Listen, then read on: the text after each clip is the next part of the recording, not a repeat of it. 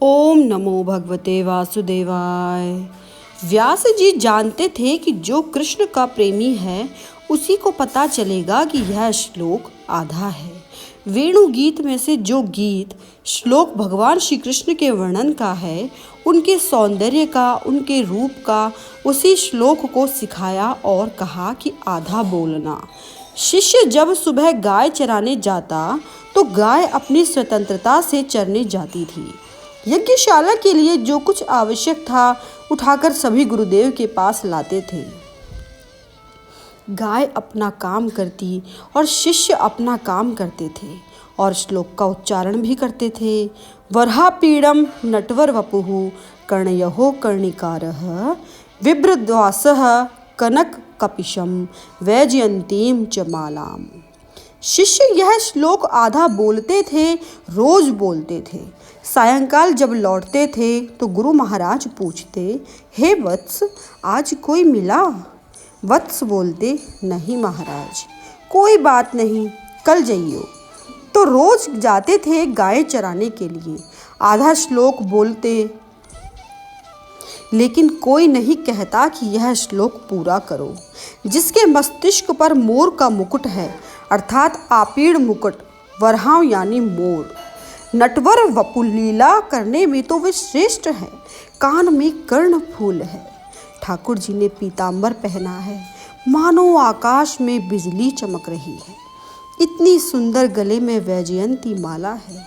वृंदावन विहारी के पास कोई गहने नहीं है, ये तो फूलों से सुशोभित हैं। जब वे द्वारिकाधीश हुए, मथुराधिपति, तब उन्होंने गहने पहने। वृंदावन में, ब्रज भूमि में कहीं गहने नहीं पहने। बालक बाल गोपाल हैं जो वे गहने नहीं पहनते। वे तो फूल से सुशोभित हैं, वन के फूल की शोभा के वशीभूत हैं। जो शिष्य आधा श्लोक बोलते कोई न मिलता, रोज सायंकाल को आते, गायों को लेकर समिधा लाते, यज्ञशाला में ले जाते। फिर गुरु महाराज पूछते, हे वत्स, आज कोई मिला? वत्स बोलते, नहीं महाराज, कोई बात नहीं, कल चले जाओ। रोज यही क्रम होता था। एक दिन सुबह का समय गाय लेकर शिष्य गए व्यास जी के आश्रम से। गाय जंगल में चर रही थी। ये लोग समिधा उठा रहे थे। उस समय इस मंत्र का उच्चारण शिष्य लोगों ने किया, वराहपीडम नटवर वपुः कर्णयो कर्णिकारम। और जब मंत्र का उच्चारण हुआ तो वटवृक्ष के नीचे एक दिगंबर युवा लंबे लंबे बाल कंधे पर लिए हुए श्याम वर्ण के सामने आए। उनकी शुक जैसी नासिका, सुंदर लोचन, वे होठ में ओम नमः वासुदेवाय मंत्र का उच्चारण कर रहे थे। हीरा की कीमत तो जैसे जौहरी ही जान सकता है। तो ये शब्द जब उन्होंने सुने तो प्रतीक्षा करते रहे कि आगे का श्लोक बोले, पर जब नहीं सुना तब आंख खुल गई। आंख खोलकर सामने देखा कि कौन बोल रहा है। वृंदावन बिहारी का ये सुंदर वर्णन तो कर रहे हैं, पर अधूरा कर रहे हैं। ए भाई, इधर आओ। तो शिष्य दौड़कर आए उनके पास। जय श्री कृष्ण महाराज, जय श्री कृष्ण। क्या है, आप जो वृंदावन बिहारी का वर्णन कर रहे हैं उसे पूरा क्यों नहीं करते? ये अधूरा क्यों बोलते हैं? महाराज, आपको यह कैसे पता चला कि हम ये अधूरा बोल रहे हैं? वे बोले, अधूरा है तो इसीलिए बोल रहा हूँ। तो शिष्य बोले, महाराज, आपको कैसे अधूरा लगता है? फिर वे बोले, ये मोर मुकुट ठीक है, ये कानों में कर्ण फूल भी ठीक है, वैजयंती माला, पीतांबरधारी नटवर वपु, ये सब ठीक है, लेकिन कुछ अधूरा लगता है। शिष्यों ने पूछा, महाराज क्यों? आपको क्यों अधूरा लगता है?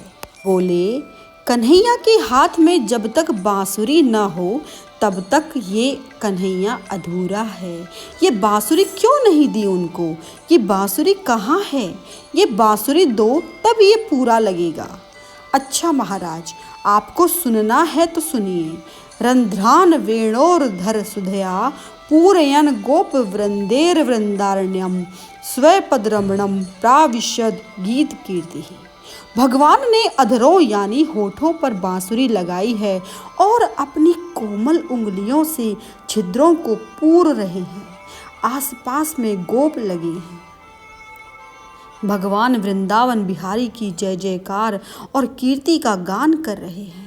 श्लोक का उच्चारण किया। सुखदेव जी को अच्छा लगा और कहा, हे भाई, यह श्लोक आपको कहाँ से मिला?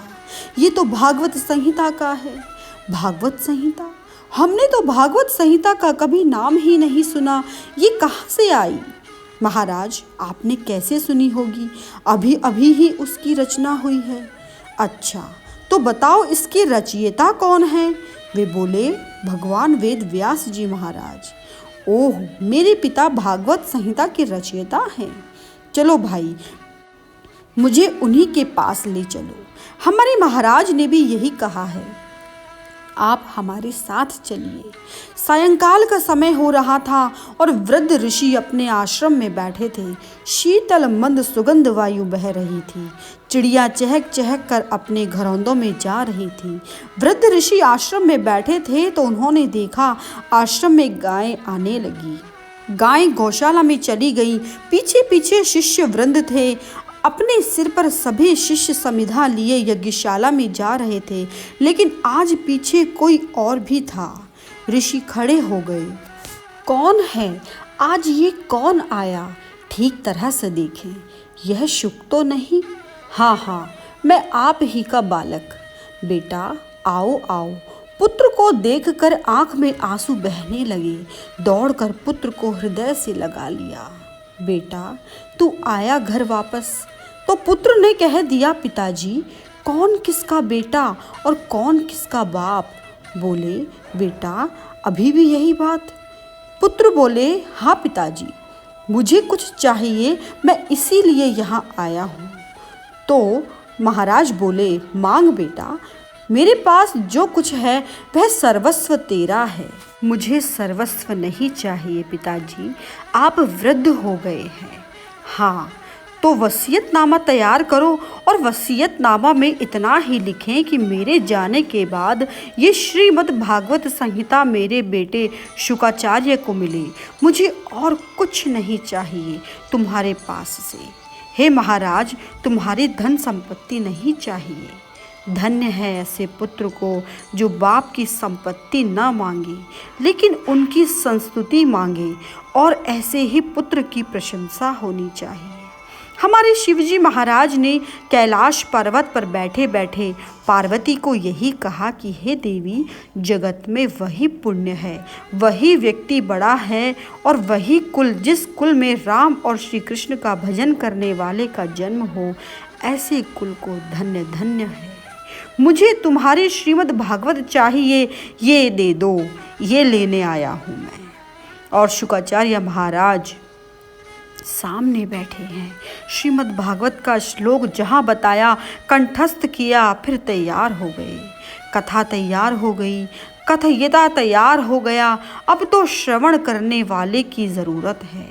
श्रवण करने वाले परीक्षित महाराज की कथा में जाने से पूर्व वह कीर्तन कर लें। राधे राधे राधे, जय श्री राधे राधे राधे, हरे कृष्ण कृष्ण कृष्ण हरे हरे, राधे राधे राधे, श्री राधे राधे राधे। तो जन्म मरण दोनों को दुख कहा है।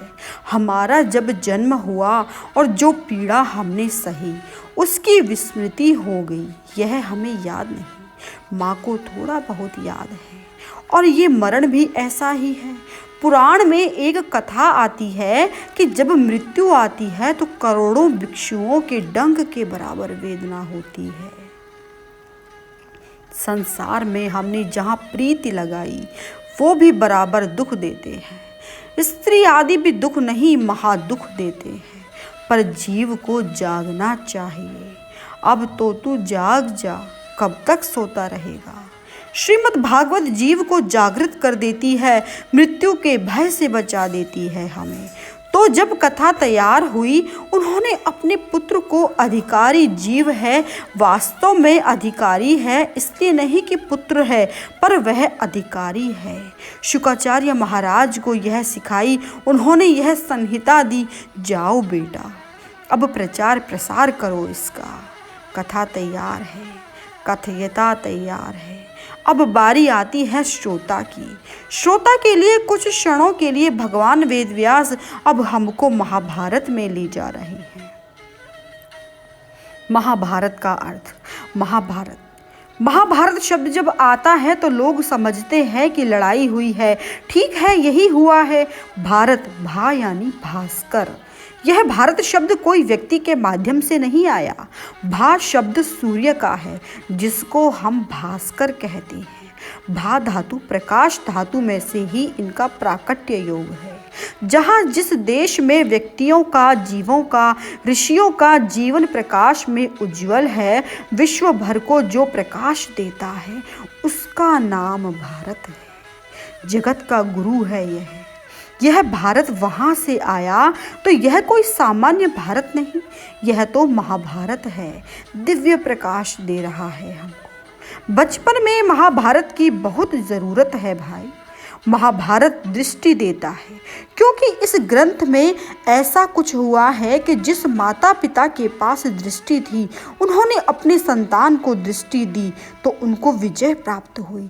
और जो अंधे थे, माँ बाप दोनों, बाप तो अंधा था और माँ ने भी उन्हीं की नकल की, उन्हीं का अनुकरण किया, उनकी संतान को दृष्टि मिली ही नहीं और विनाश हुआ। महाभारत दृष्टि देती है। गांधी जी भी कहते थे कि महाभारत तो एक खान है और सुमते रूपी कुल्हाड़ी से यदि खोदन किया जाए तो इसमें रत्न निकलते हैं। महाभारत यही है। महाभारत का सार यदि कोई 2 शब्दों में है तो वह है शांत रस। महाभारत का सार शांत रस है। जो कुछ हुआ है उसको उलट दो तो तुम्हें शांति मिलेगी। यह भाई भाई आपस में लड़े हैं। महाभारत यह जो ग्रंथ है, इसका अर्थ सद्वृत्ति असद्वृत्ति का संघर्ष है। इसका नाम महाभारत है। और यह महाभारत कोई कुरुक्षेत्र में ही नहीं हुआ, यह सतत हमारे जीवन में भी चलता रहता है। कभी पवित्र विचार, कभी अपवित्र विचार, और कभी सद्वृत्ति तो कभी असद्वृत्ति, और इन दोनों का संघर्ष। लेकिन सार है शांत रस। तो आइए उस महान ग्रंथ पर विचार करें। भगवान वेद व्यास हमें ले जा रहे हैं और उस कथा में वहाँ एक पवित्र जीव का जन्म होने वाला है। यह श्रीमद् भागवत के परम श्रोता हैं। कुरुक्षेत्र के रणांगण में भीमसेन ने अपनी गदा से धृतराष्ट्र पुत्र यानी दुर्योधन की जांघ तोड़ दी। मृत्यु की शैया पर सो गया है वह पापी। जहाँ अश्वत्थामा उनके पास आया, अश्वत्थामा ने कहा, अरे दुर्योधन, तू क्यों रो रहा है? पांडव को मारना है, मैं मारूंगा। इनका मस्तिष्क छेद कर ही तेरे पास लाऊंगा, तभी मुझे शांति मिलेगी। मरते समय दुर्योधन ने कहा, अरे पांडवों को मारना आसान काम नहीं है। अश्वत्थामा बोला, नहीं, मैं अभी मारकर आता हूँ। यह पापी तब सोए हुए पांडवों का शिरच्छेद करने के लिए कटिबद्ध हुआ। भगवान श्री कृष्ण भक्त के पराधीन हैं। उन्होंने कहा, हे अर्जुन, मेरी बात सुनो। मैं भक्त के अधीन हूँ और मैं अपने भक्त का सदैव ध्यान रखता हूँ। मेरे भक्त का कभी पतन नहीं होता। अर्जुन, वह पांडव तो उनके आश्रम में ही हैं। यदि पांडव गिरते हैं तो प्रभु को भी गिरना पड़ता है। यदि भक्त गिरे तो भगवान को भी गिरना पड़ता है। इसीलिए तो हनुमान जी महाराज प्रभु को गोद में नहीं लेते, पीठ पर लेते हैं कि मैं न गिरूं। यदि मैं गिरा तो प्रभु भी गिरेंगे। यह भक्त की गरिमा है कि भगवान को नहीं गिरने देता, और यह भगवान की गरिमा है कि वे भक्त का ध्यान रखते हैं। भगवान ने पांडवों को कहा कि देखो पांडव, आज नीचे हम नहीं सोएंगे, गर्मी बहुत है, हम ऊपर जाकर सोएंगे। नीचे वाले कमरे में पांचाली के 5 पुत्रों को सुलाया रात के 12 बजे यह द्रोण पुत्र हाथ में खुला खड्ग लेकर आया और 5 व्यक्तियों को सोया हुआ देखा तो जैसे कोई कुम्हार चाक पर से घट को उतार ले उसी तरह से सिर छेद कर दिए। सारे मस्तिष्क लेकर दुर्योधन के पास आकर फेंके। ले दुर्योधन, तुम कहते थे कि पांडव को कौन मारे, ले मैं मार कर लाया हूँ। दुर्योधन ने कहा, अरे ऐसा लग रहा है तू सब्जी मंडी में जाकर आलू लेकर आया है, इतनी जल्दी पांडवों को मार कर आया है तू। और कहते हैं कि दुर्योधन ने 5 मस्तक हाथ में लेकर वहीं रख दिए, वही चूर चूर हो गई उसकी खोपड़ी। अश्वत्थामा, ये पांडवों के मस्तिष्क नहीं है। जब पता किया, पूछताछ की और खबर मिली कि उफ, ये तो पांचाली के पुत्रों को मार गया। दुर्योधन भी हाहाकार मचाने लगा कि अरे अश्वत्थामा, क्या कर दिया तूने, हमारे वंश को ही मिटा दिया। हमारा वैर, हमारी दुश्मनी तो पांडवों के साथ है, उनकी संतान के साथ नहीं। तूने तो घोर पाप किया है। फिर वह पछताया, भागा। सवेरे के समय जब द्रौपदी ने दरवाजा खोला, अपने पुत्रों को उठाने लगी तो देखा 5 मृत प्राय पुत्र पड़े थे। उनको देखकर कितनी वेदना हुई होगी, यह तो माँ ही जानती है। पर द्रौपदी यानी दया। श्रीमद् भागवत के प्रथम स्कंध में 3 भागवत पुरुष और 3 भागवत नारियों का दर्शन होता है। 3 भागवत नारी उत्तरा, द्रौपदी और कुंती मैया। 3 भागवत पुरुष भीष्म पितामह, युधिष्ठिर और परीक्षित महाराज। भागवत धर्म क्या है, इन तीनों का चरित्र देख लो। 3 पुरुष और 3 नारी तो तुम्हें भागवत धर्म का ज्ञान हो जाएगा। तो ये लोग वैष्णव हैं या पुष्टि मार्गी, इनका धर्म देखो। और ये द्रौपदी तो दया है साक्षात, अग्नि की कन्या है, फिर भी दया है इसमें। पांडवों को बुलाया कि मेरे सोते हुए पुत्रों को किसने मारा, अधोगति की प्राप्ति तो न हो उसको। भगवान द्वारिकाधीश को याद किया, भाई आप आइए और अब आप कृपा दृष्टि से मेरे पुत्रों की मुक्ति करवा दीजिए। भगवान द्वारकाधीश प्रकट हुए, प्रभु की कृपा से उनको मुक्ति दिलवाई गई। पांचाली ने कहा कि यह हत्या की किसने मेरी संतान को मारा, 5 पति होते हुए भी संतान की यह हालत। हे पांडवों, इसका बदला लीजिए। और जिसने यह काम किया है, पाप का काम किया है, निंदा का काम किया है, सायंकाल से पहले उसका सिर मेरे पास लेकर आओ, उसके ऊपर बैठकर ही मैं स्नान करूंगी। यह तो क्षत्रिय की बात है। अर्जुन ने कहा कि पांचाली, तू चिंता मत कर, यदि रात्रि होने से पहले उसका सिर छेद कर तेरे पास नहीं लाया तो मैं अग्नि में प्रवेश कर लूंगा। यह क्षत्रिय की प्रतिज्ञा है, जो कहते हैं वैसा ही करते हैं, हमारी प्रतिज्ञा नहीं।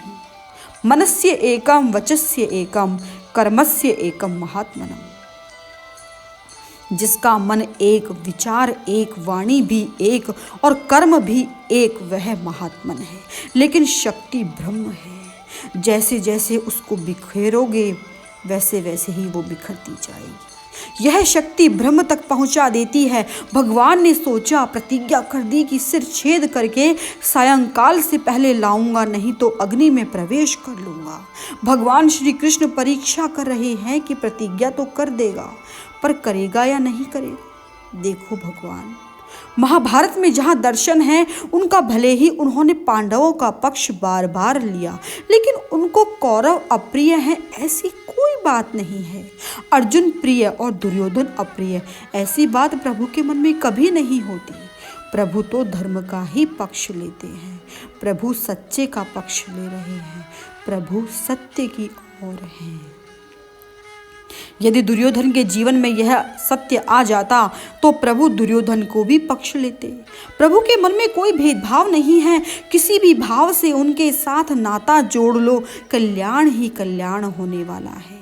दुर्योधन का बैर तो नरक तक रहा है, महाभारत के अंतिम पृष्ठ में जब ये सब लोग वीर गति को प्राप्त कर गए, सब मर गए और प्रभु भी इस धरती को छोड़कर स्वर्ग में गए, पांडव लोग भी स्वर्ग में थे, तो युधिष्ठिर महाराज ने भगवान श्री कृष्ण को कहा कि हे महाराज, मुझे मेरे भाई को देखना है, उनका क्या हुआ है।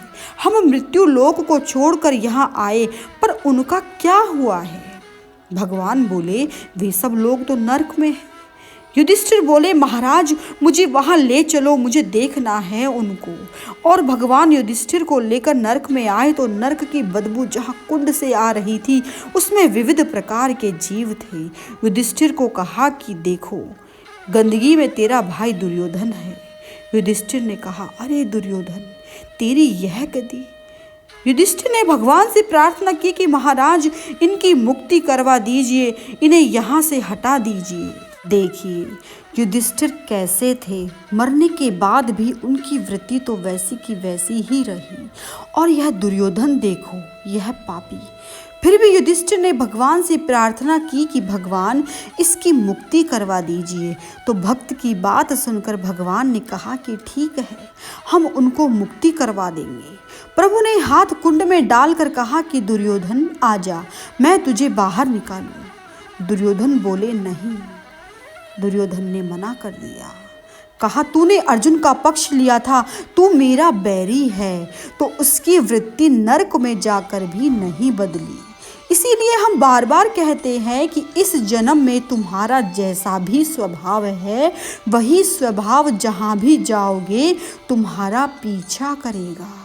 तो हमने कहा द्रौपदी माने दया, दया का लग्न हुआ है धर्म के साथ, युधिष्ठिर के साथ। धर्म में दया होनी चाहिए।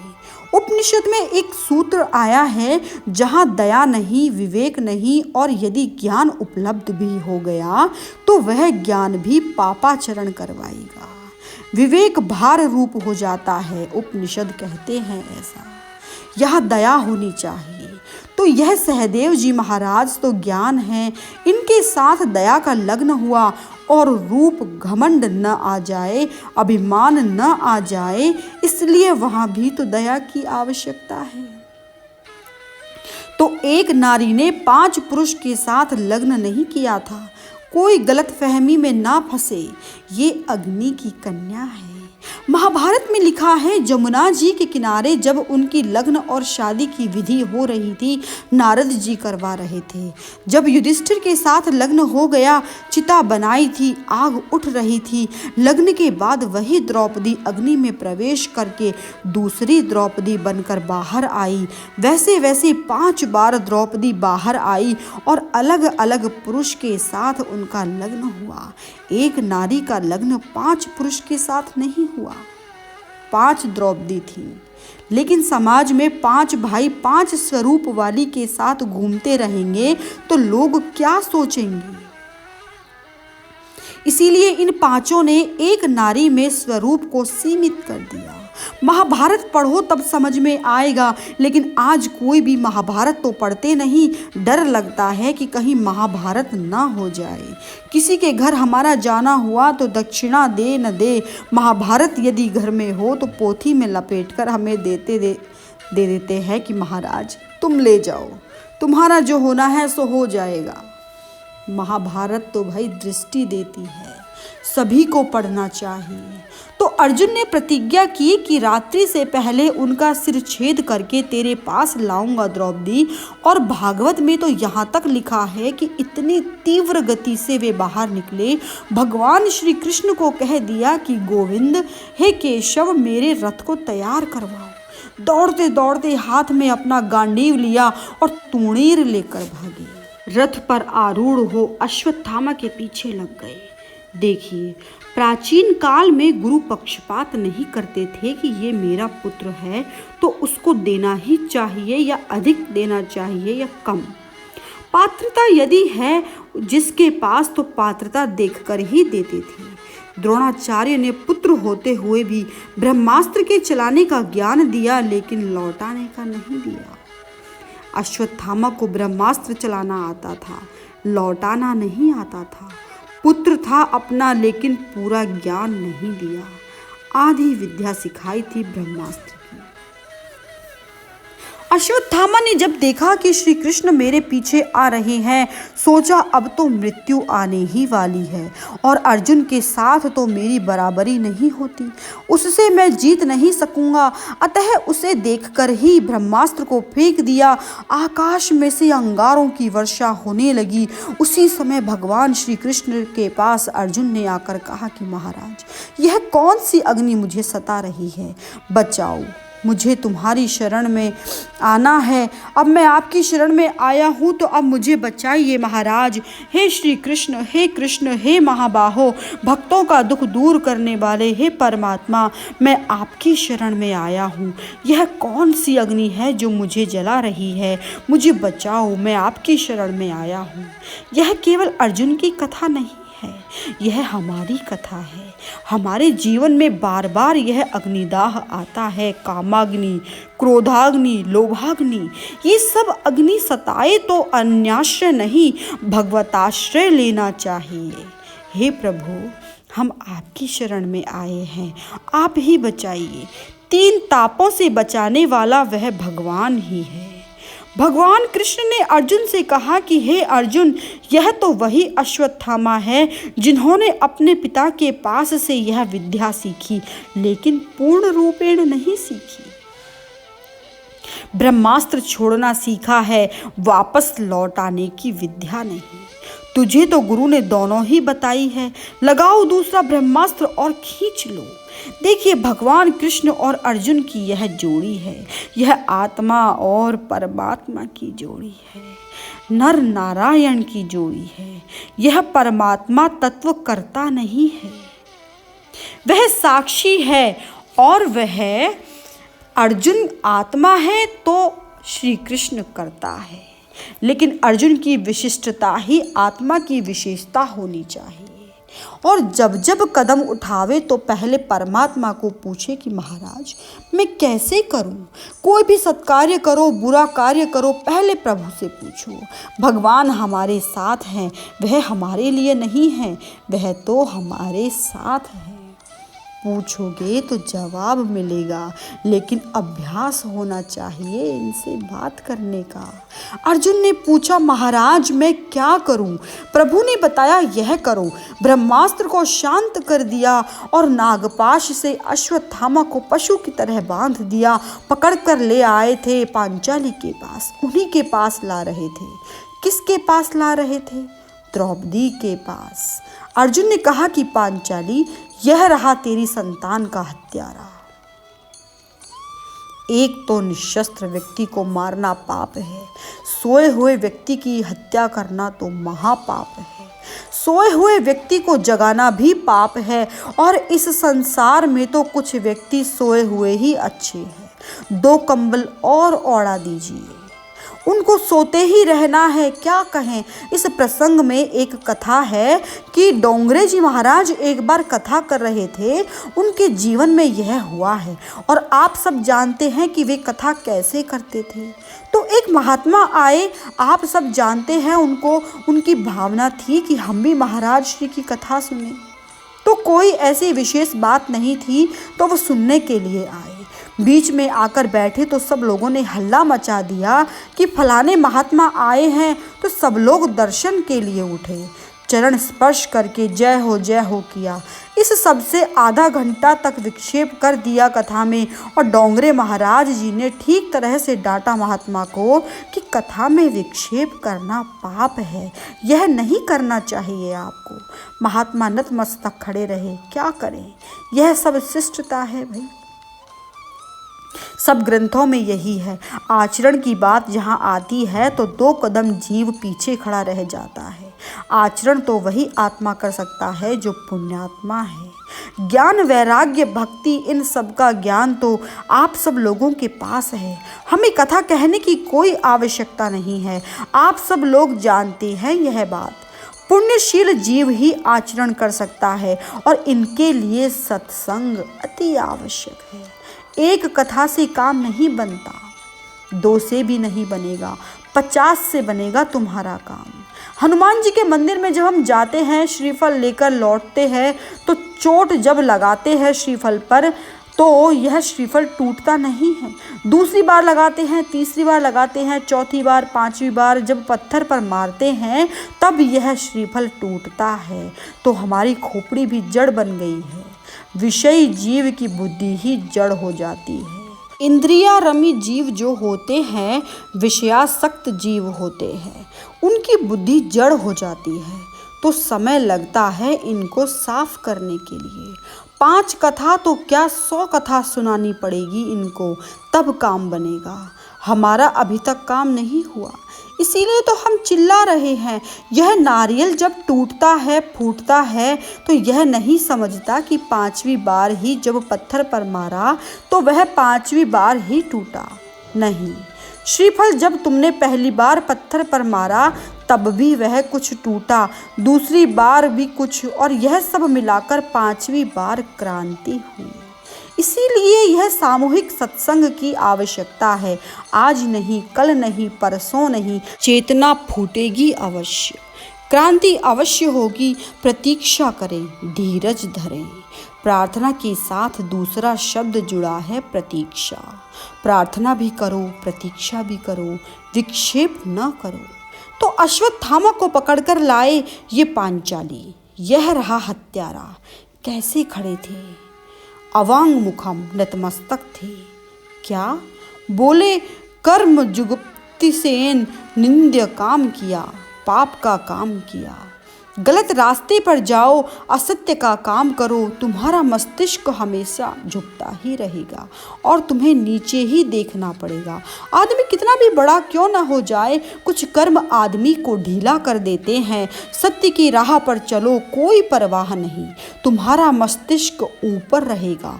लेकिन असत्य की राह पर पाप कर्म किया तो चाहे वह कितना बड़ा धर्मात्मा क्यों ना हो, उनको भी नीचा देखना ही पड़ता है। कर्म जुगुप्तिसेन। द्रौपदी ने देखा। उवाच चास हन्त्यस्य वंदना नयनन सती, मुच्यंता मुच्यतामेश ब्राह्मणों नितराम गुरु। हे पांडवों, इसको बांधकर कौन लाया? शर्म नहीं आई तुम्हें? यह तो गुरुपुत्र है। छोड़ दो, इनको छोड़ दो। 1 बार नहीं, 2 बार नहीं, मुच्यताम मुच्यताम। अर्जुन ने कहा, द्रौपदी तू तो इसको गुरु के पुत्र के रूप में देखती है।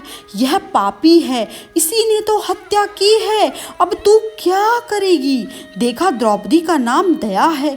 5 संतान युवा पुत्र मर गए हैं। यह इनकी माँ है, इनका नाम दया है। द्रौपदी ने अर्जुन से कहा, हे अर्जुन, जिस गुरु ने आप पर महती कृपा करके धनुर्वेद की विद्या, जो विद्या अपने पुत्र को नहीं दी, आपको दी, उसके पुत्र के साथ दुर्व्यवहार, इसके बदले में आप यह करेंगे? जिस विद्या से तुमने कुरुक्षेत्र में विजय प्राप्त की, क्या यह लक्षण ठीक है? न्याय शास्त्र में बड़ी सुंदर बात आई है कि दूसरे व्यक्ति से ऐसा व्यवहार नहीं करना चाहिए जो व्यवहार हमें अनुकूल और पसंद ना हो। आत्मनः प्रतिकूलानि परेशान न समाचरेत। हमारी आत्मा के जो प्रतिकूल है वह नहीं करना चाहिए, ऐसा आचरण ना करें। यदि कोई तुम्हारे साथ ऐसा आचरण करे जो तुम्हें पसंद नहीं हो तो आप किसी और से ऐसा व्यवहार ना करें। द्रौपदी बोली, गुरु शिक्षा के बदले में तुम यही करोगे?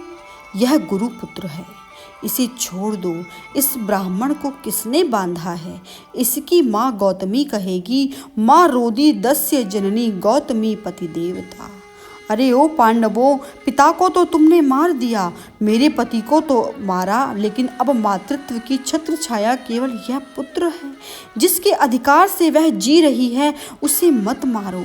अबला ने अबला की वेदना जानी और वह समझ गई।